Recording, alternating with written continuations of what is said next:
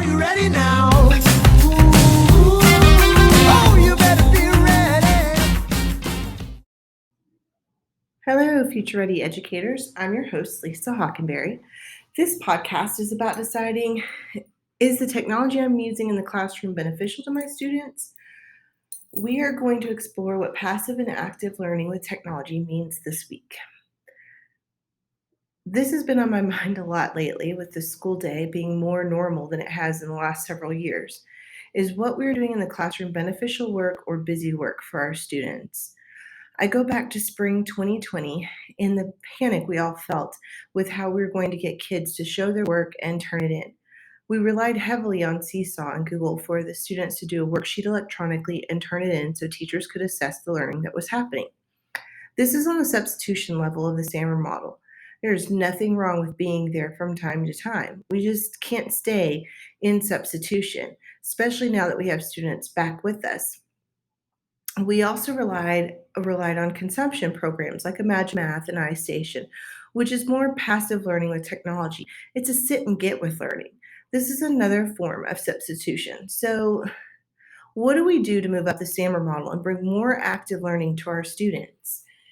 We want to make sure that we're not staying with passive technology that has the kids just sitting and getting whatever learning that is coming at them instead of them being part of the learning and part of the work with technology to show how much they've learned.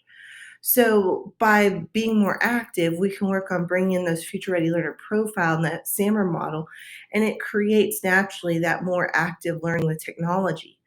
The use of technology should always lean more towards student being active participants to what they are working on. When we have them active with technology, and the future components with the 5 C's naturally happen for the students. It naturally brings in critical thinking because that student has to think about how am I going to explain what I'm learning? How can I show my teacher, my classmates, what I'm learning and how I've learned it, and explain it in their own words. It also brings in that creativity, and which in turn is that future ready learner profile innovate, is being that critical thinking, that creativity, creating something different from the person sitting next to them.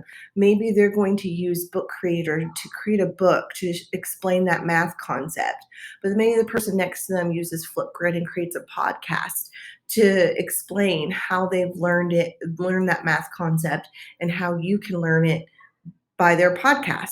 So it really is about wanting to get the kids active. If they're doing the work, then they're going to be doing the learning. And a lot of time that passive is them just clicking something. Get me through this. And at the end of the day, did they really take something away from it? And did they really have to work hard at it and cement that learning into their little brains? So it's it is a little bit more time consuming. So how do we find the time to make this happen? Well, something to think about is that they don't have to use technology every single day. When they're using it intentionally to create and explain their learning, it can be used a little bit less because what they're doing is more meaningful and more in depth in their learning. So here's some things I was just thinking of. Here's some like instead ofs. So instead of the student just solving a word problem on Seesaw and showing their work, try having them solve it and then record themselves explaining their thinking and how they solved that problem. That takes it up the SAMR level to like augmentation. It changes it just a little bit and gives a little bit more to you as the teacher. And it puts a little bit more critical thinking on the student because not only do they have to show it, they have to explain it with their words. So they're going to have to think through the process. Another thing is instead of having them use a consumption program, they can create a Jamboard.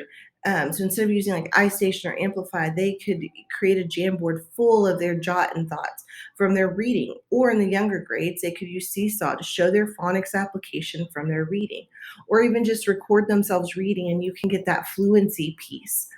And another thing, instead of using Imagine Math, you can opt it. You can have them create an infographic explaining how to apply a new math concept and what they've learned from that concept and how they can use it. There are times where the consumption programs like Amplify and Imagine Math can be used, but they should be used sparingly because they're passive in nature. This is something where the students are just clicking, and you have some students that might just click through, click through, click through, or you have students helping each other, so then they're on a path that's not really the path they should be on. So there's a lot more confusion, and not maybe necessarily everything um, is accurate in the data you're collecting. And also, the engagement just kind of falls off because, again, it's passive.